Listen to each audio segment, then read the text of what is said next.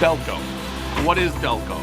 Urban Dictionary, maybe the best definition of any place in the history of any place. Delco is the nickname for Delaware County. Not just a place to live, it's a way of life. Delco isn't something you obtain with a short visit while you're passing through. Never has been, or don't actually live here, you just won't understand. Delco is something you can spot across the bar while out of town. Speaking of bars, there's 42-to-1 ratio when it comes to bars to libraries. Delco people love being from Delco. I don't know if there's anything special from Delco, except being a Delco guy, I kind of like it. What is up, Delaware County? Welcome back for another high school baseball preview episode. We got Connor Finan, Sergio Hernandez, Liam Wray. I am Brendan Ricciardi, gentlemen. Penncrest Lions, thank you for coming in. How you guys doing?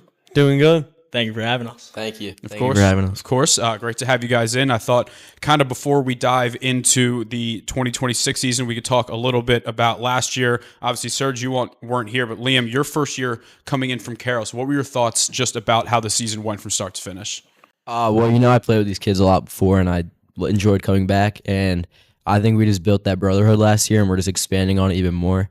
Last year, obviously, was a struggle, but we bonded in a way that no other team could, really, I believe. And with Sergio coming back, he played with us when we were younger, too, so it's not like it's anything new. We're all just coming together as we did when we were younger, and we're just going to build upon that. Connor, you were the only one here that was even in the program during that 24 season. Were you up on varsity that year? So I just pitched in the EA game, didn't do too well, and then was down with JV with my coach. And we had Shade up on the team for varsity up there. He did a hell of a job, good job up there. And, yeah, we're looking excited for everybody. So, Serge, obviously, you spent last year winning a PCL championship with Bonner. Now here at Penncrest, how can you kind of take what you learned, such a good program like Bonner, and take that over here to Penncrest and bring that experience? Yeah, obviously, I'm really grateful for everything I had at Bonner, Coach D-Bar, all my boys down there. I know you talked to them earlier. They talked about that brotherhood a little bit, and I would just say to add on that, it's bringing that over, bringing winning habits over, and just helping build the program that we want to be known as over here. So when I saw you guys at the Miracle League back in the fall, I think it was one of you two I was talking to, just a lot of optimism about the team. Might have been Michael Shade as well. So where does that confidence come from in this team that you guys are so excited to get after it this season? Yeah, well, I would say in middle school we all played together, and we couldn't lose. We just kept winning, and we all know we have that too. It's not like we don't know we can win. We know we can win. We just have to put all the pieces together, and I think we will put the pieces together this year. And everyone's here. Every piece we need is here, and I think we're going to succeed this year. So you guys were all Springton Lake then? Yeah. Were you Aston Middletown or Media? Aston Middletown. So you were Aston Middletown as well? I was at Lanark Hills. Okay. What about you? Were you Aston? I was Aston Middletown. Yeah. So, yeah, again, just kind of same question to you guys. It seems like, I don't remember what your exact record was last year, but there's a ton of optimism, just a lot of guys going on to play in college after this year as well. So what do you guys see just from the confidence perspective? I mean, we're very confident because I feel like in the winter workouts, everybody's given 100%. We're all competitive. One of our core values is being competitive and giving 100%. And everybody does that, and that's what we value. So we all see that, and we're all excited for the season to start. I would say for me, touching on middle school a little bit, we were really, really good. I mean, we had a great bond, and then obviously some of our guys, I went to Bonner, Caleb Seaver went to the Haverford School, you got Jack Signer at EA.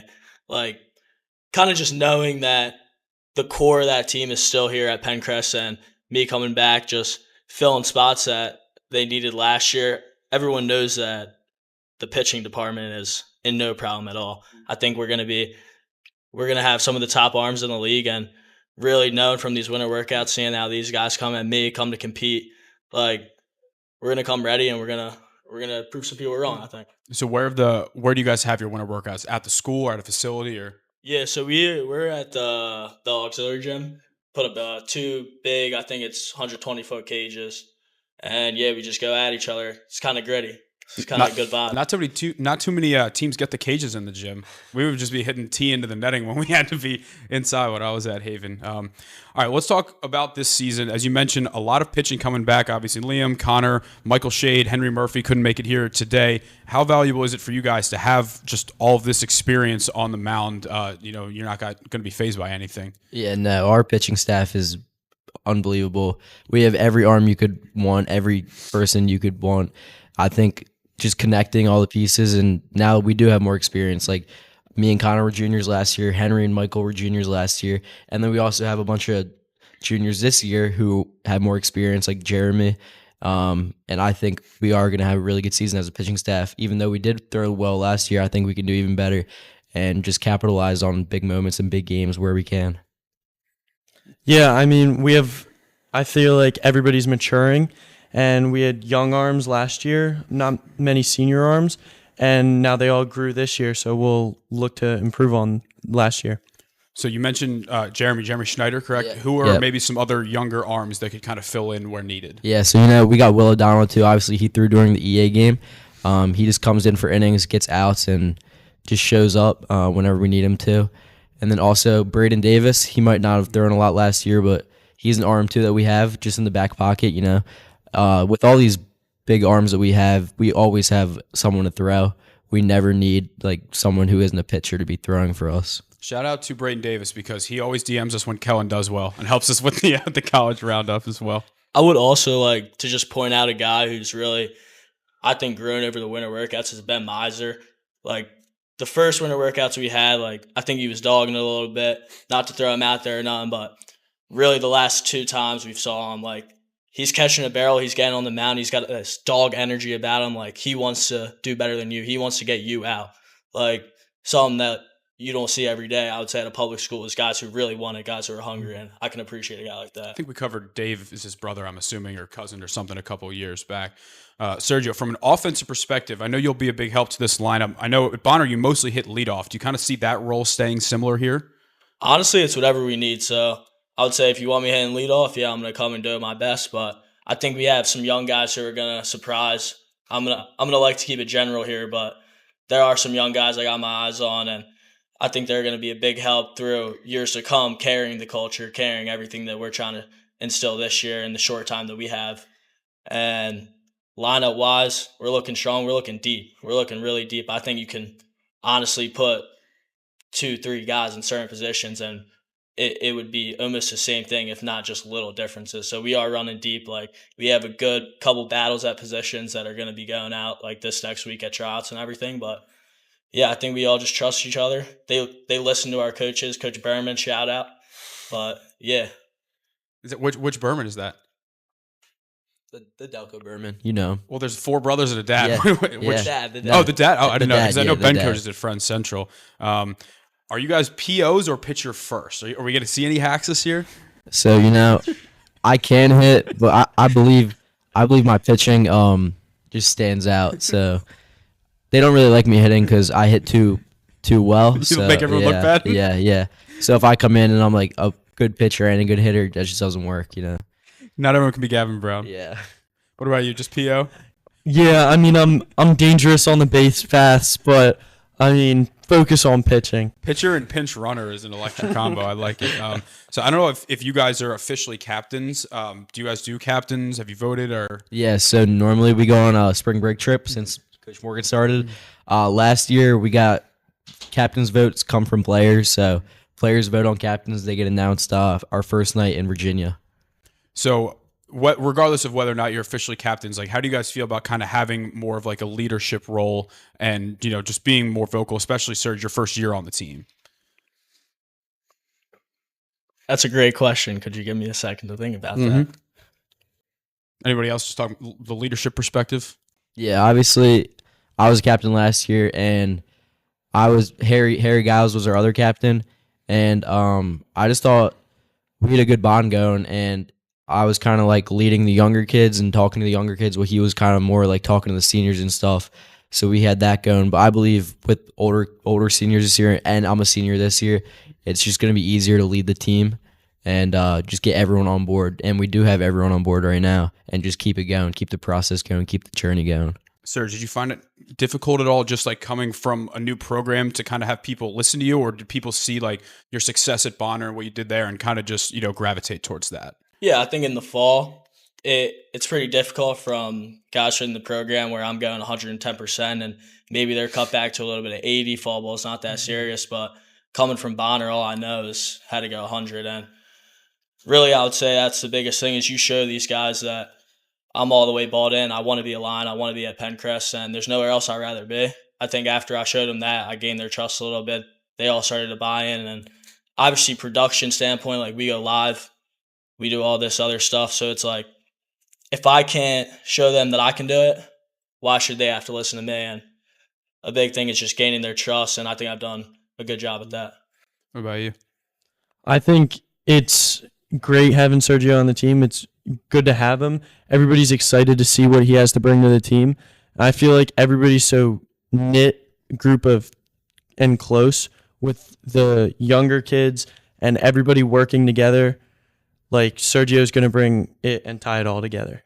All right. Well, do you have something to add to that? Yeah, I think like he was talking about, there's nowhere else you'd rather be. I think public school is just like a different vibe. Like obviously I went to Carroll, but when I came back to public school, like I knew like this is where I wanted to be. And the public school like connection that you have with your teammates and everything is just different. Like you can all just hop out of the field in like 5 minutes. You all live so close to the high school. You can just pop out, have a catch, get training in. You all hang out like all the time. Me and Sergio have been really bonding the past few weeks with him back.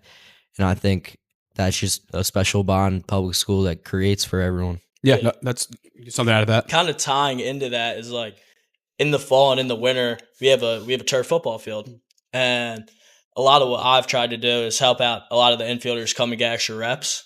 So I'll be hosting stuff from 7 to 9, coming with Michael Shade. He'll be hitting the fungos. We'll just be getting great work in down there, and everyone will come throw. Obviously, snow's been on the turf for a little bit, but I can't imagine that stopping, honestly, with the season coming. If we got issues, we're gonna go fix them. We're gonna go fix them right away. Yeah, hey, listen. I mean, obviously, I went to Strathaven, so I know what it's like to kind of grow up playing with these guys. And I ask a lot of the private school guys, is it hard? Just it's almost like when you get to college, like nobody's really played together. Like I played with all of my guys from Strathaven, whether it be Media Little League or Legion or whatever, growing up. But all right, let's transition. Talk a little bit about college baseball here, Serge. You're going to play D1 ball at Maryland Eastern Shore. Talk to me about your recruiting process. What was that like, and how that ended up being your choice?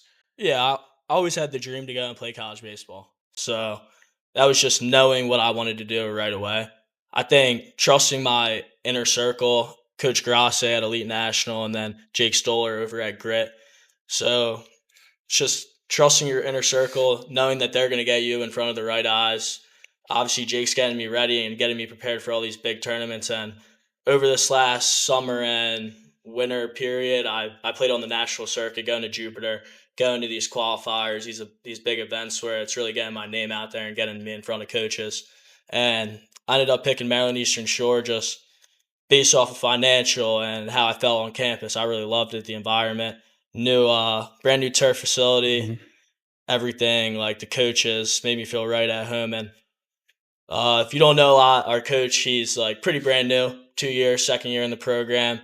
My year will be his first year with all his recruits, and just the upward trajectory is really what I got behind and why I committed pretty early to Maryland Eastern Shore. Follow up to that, I got to see you at the Ascent Draft Showcase. What was that experience like? Just being, it's not many times you're going to have 30 MLB scouts getting to watch you, Yeah, I can't say, like, that was probably one of the greatest moments of my life, just knowing that all these guys are here to watch me, right? Like, it's kind of just knowing that you're putting yourself in front of the best and then with the best. So a lot of me going to these Northeast Pro Case, Ascent Pro Case, was kind of comparing myself to the top end guys and seeing if I can hold up. And I was really happy with how I did and how I showed out, kind of representing Delco. And Absolutely.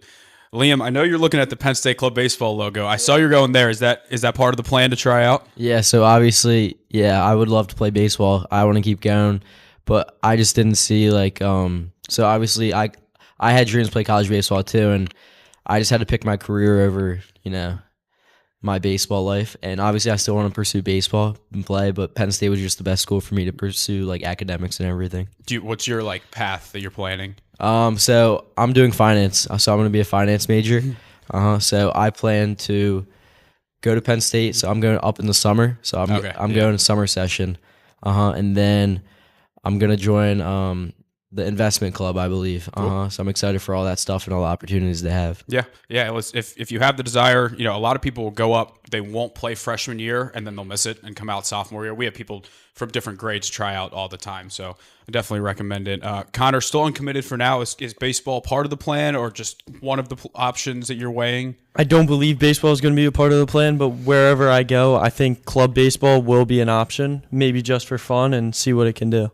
Yeah, absolutely. I mean, any big school that you could think of has a team. Even Westchester's got a really good team now as well. He'll be going to Penn State soon. Oh, you're going to convince him? No, he's going to go. You're going to go? Yeah, well, listen, probably. I mean, I have nothing but good things to say about just Penn State just in general, even the club baseball aside. But all right, last question for you guys. What do you just have to say about kind of the culture that Coach Morgan over here is building? It was his first season last year, just heading into year 2. Yeah, I'll start. So Coach Morgan, obviously, a really big impact on our team. I know before I was here freshman year as well without Coach Morgan, and I know the program was just run as like you just show up. They obviously were really well with Gavin Brown and all his players. That class was awesome and amazing, and obviously Michael had the chance to play on that team with them. But I believe Coach Morgan's bringing something to us that no other coach or no other program has brought to a team before. He really shows us to be a good person on and outside of the field, and just how to be a good person. He teaches us a lot of morals, a lot of values, and a lot of good stuff. And I think that's going to convert to a lot of success this year for us. I feel like Coach Morgan was really honest with me.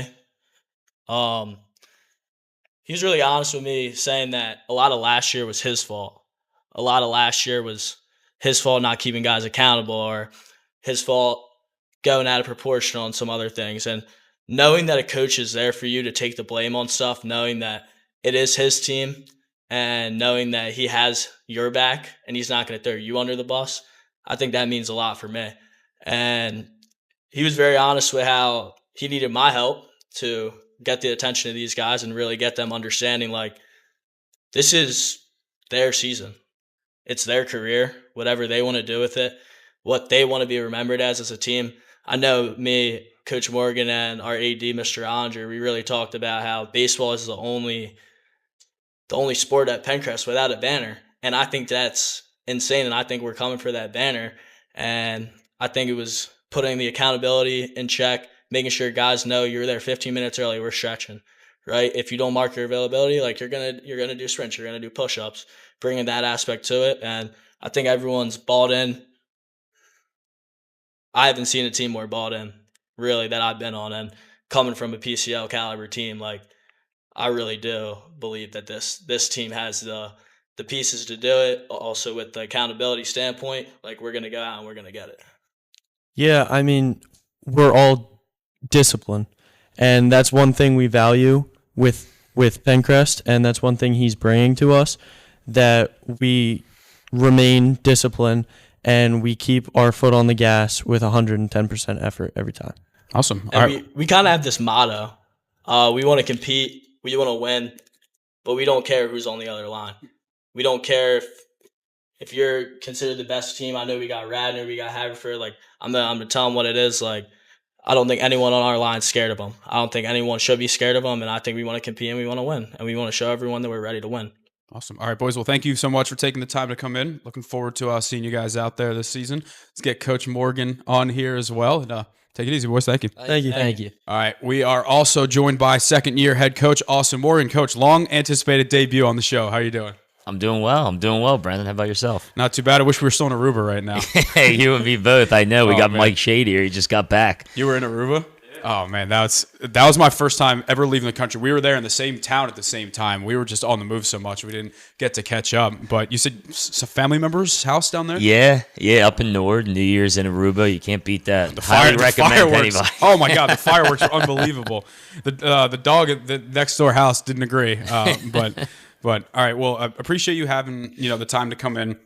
So you were an assistant coach at Widener before coming here. So what kind of led you to taking this job? What made it feel like it was worth the the switch? Yeah, so I actually had 1 year of high school coaching experience before that at Friends Central under Coach Rubin. So So that was an awesome experience. Coached one game, I think, at Haverford School before the pandemic. So got my feet wet and a little bit of a taste of that. But when I was in college, I was coaching in the summertime for American Legion. That was my first experience. And so I coached a ton of the Penncrest guys. So the Christian Reeds, the Quentin Pirellis, the Roman Tazis, on and on and on. And it was just a really, really, really strong group that I had great relationships and connections with to this day. So having gone through that, I always had in the back of my mind, if I was going to coach in high school, right, it was probably going to be one of two areas. It was either going to be going back to Episcopal, where I graduated from, or it was going to be Penncrest, because I felt that I understood those kids, those types of players. And then I felt like there was something like unfinished business that needed to be done at Penncrest. And I was hopeful that I would be able to help them achieve that. So the situation at Widener kind of came about from coaching in summer ball and running the on deck program and that showcase team for 4 years and getting that opportunity and experience. And when the opportunity came and the position to open, I felt like I was ready for that after the 4 years at Widener to pursue it. Yeah. So, one season down as the varsity head coach, give me your overall just thoughts on how the season went for both yourself and just how the team played as a whole. Yeah. So, I think the kids did great. There was a ton demanded on them going into the season. So, the fall program was new, the winter program was new, the lifting, the dietitian work, the mental health, the sports psychologist, it was throwing a ton at them. And having to go through that, I think, was a lot. I think it burned them out a little bit, truthfully, heading into the season. And so we came out, we had an amazing first game against a really, really strong Episcopal team and won. And we probably got a little bit of a sense of false hope. And as a coach, I know from my standpoint, I think we lost a couple games after that and probably made it feel like it was like Game 7 of the World Series and the season was over. And early in the year, we were like a 2-2 team. And I think if you asked the players and myself, we probably felt like we were like 1-8 at that point, and the world was caving in. So I think we need to do a better job of understanding it's a journey, and not be so hell-bent and caught up on the game-to-game outcomes, but are we doing the right things? Are our processes right? We've talked a lot about, I know the players talk about competing, and we talk about effort, energy, and emotion.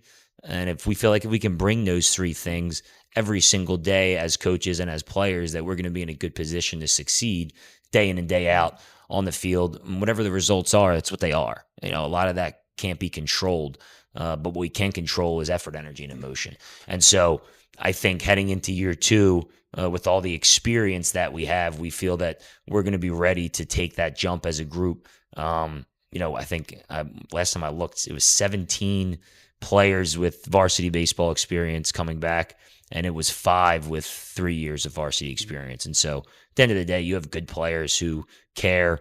They're going to work hard and are experienced. You're going to have a good opportunity to be able to win baseball games.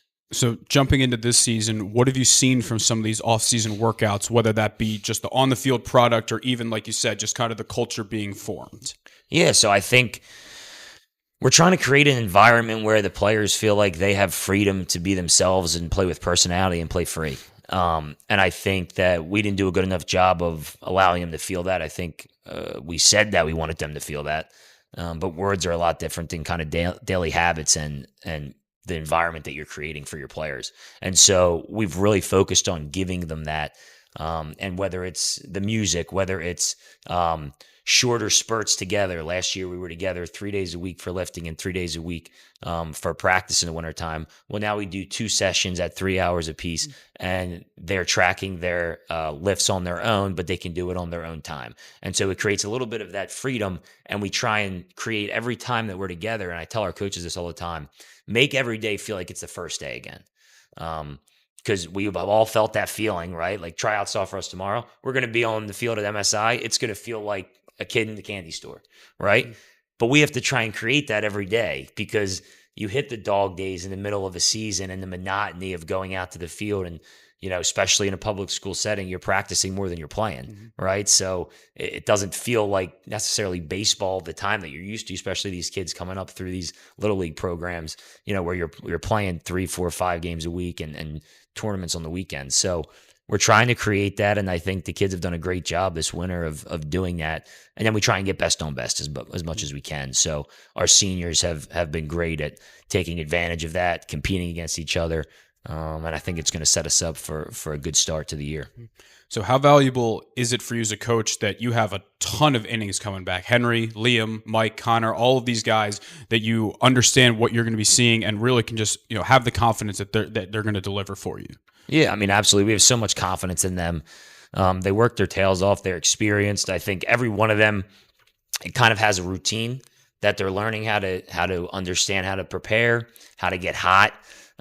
Make sure they're sweaty when they get on the mound and focus. But they went through all the grind and kind of the things that happen as a baseball player when you're a sophomore and a junior, failures. They've gone through all that. So they have those calluses built up as now that they enter their senior year. We have full confidence in them. I think we're going to be able to define their roles a little bit better. We had situations that occurred last year where guys were not consistent in the roles and opportunities that they had. And so they're going to have that this year. And so they'll be able to get comfortable and get innings. We stacked a lot of our non-leagues early to allow all these guys to get their innings as they're building up. So I think that that's going to allow us to get the best versions of them, allow them to be comfortable in their roles, excel in their roles, and hopefully have a lot of success and accolades come their way. Similar question for the offense, a little bit less continuity from last year. Who do you see as maybe someone, whether it be that was on varsity last year or maybe coming up from JV, that could be an impact player that wasn't last year? Sergio, he'll definitely help us. You weren't on varsity or JV last year. He was not. No, not in the Central League. So he's going to help us a lot. Outside of him, I think we have a lot of guys. We have a lot of seniors that didn't necessarily get a ton of opportunity last year that are going to get opportunities this year. So I'm excited to see that. And then we have Nash Grant, who is a senior, honorable mention, all conference caliber athlete and player. He's going on to play kind of club hockey. Hockey's so after confusing. This. Yeah, once you get out of high confusing. school, there's but he juniors, got drafted there's in club, some sort of in like the junior league or junior something. League, yeah. So he's a great athlete. He's going to be able to help us coming back. And then I know the guys talked about it. Like, we have a ton of competition throughout. We obviously have Henry Murphy. He's proven he's a 300 level hitter for the last 2 years. So we're excited about having him. But I think we have a ton of guys that are just all competing for opportunities. Freshmen, sophomores, juniors, and seniors. Like, I wouldn't be surprised if there's a blend of all of that in our lineup, which is going to make it really fun. And we have a ton of juniors that were on JV last year. I know Sergio had mentioned Ben Miser. Like, it's been awesome to see his growth.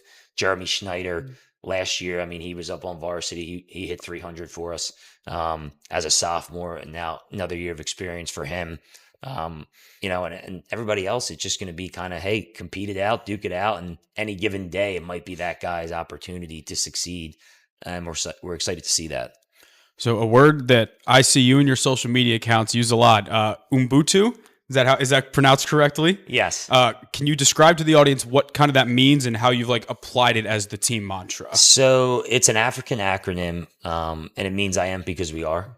And so it's this idea of the interdependence among one another. And obviously within teams, you need to rely on each other. And there's going to be times where it might not be your day.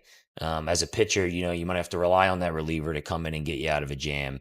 As a hitter, we talked about with our hitter, we talked about Sergio. There's going to be times where you're going to have to take that walk, and you're going to have to trust that the guy behind you can do the job, and we can't be heroes. And so the way we apply that is just when we have a lot of depth and we feel like we have good players, we need to be able to support each other. Right? Push each other in practice. But if it's not our day, we need to be able to rely on our teammates, to support our teammates, to know that if it's not our day, right, that next guy is going to pick us up, and try and create that culture. Like, nobody's above any individual. There was a practice this winter where I showed up late and the kids were like, hey, you owe us 50, and it wasn't a big deal. Like, they weren't stopping practice because it's not about me, right? They're coming to get their work in.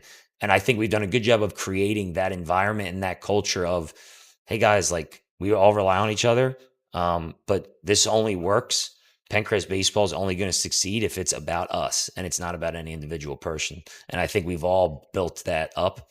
And now we're going to be able to apply it come game time here in the next couple of weeks. It reminds me of Sirianni had it was something like you can't be great without the greatness of others. I think that was one Yes. thing that Eagles team the Yeah. year before used a lot.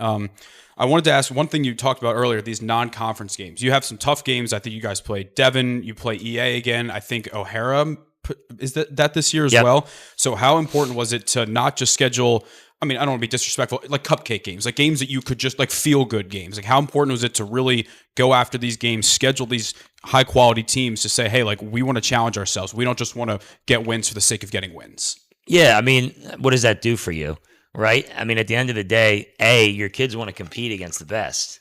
They earn that. Just because they're at a public school doesn't, like, they believe they're just as good as any kid that's at a private school, right? So they want to be able to compete and play against those kids and show that they can beat them. And we showed that last year. And so that's number one. And number two, we have a really good league, and there's no cupcakes in our league. So what is that doing for anybody? Now, obviously, at PLAA, it doesn't count towards your playoff record. So maybe sometimes that's an opportunity for other pitchers and other players to get innings in, but those kids deserve the opportunity to compete against the very best as well. So I think it's an easy decision. Like, at the end of the day, these kids want to play baseball. They want to play against the best teams that they can play against, and they want to be able to beat them. And I know Sergio mentioned, like, we want to compete, we want to win, and we're not afraid of anybody. And that's the mindset that these kids have. And it's my job to make sure we put the teams on the schedule to allow them to do that. I heard going down south. Is that correct? You're going to Florida? Virginia. So it's not quite beach weather, but warmer than here. 75, I'm hearing, though. Really? 75. Is that soon? That is. So we have tryouts Monday, Tuesday, and then Friday we'll head down, bring the whole program. It's a great 3 days. We're off school Friday. We have some fun stuff planned on Friday for these guys that they don't know about yet, but it's going to be a fun weekend. They're able to compete. We don't set the teams.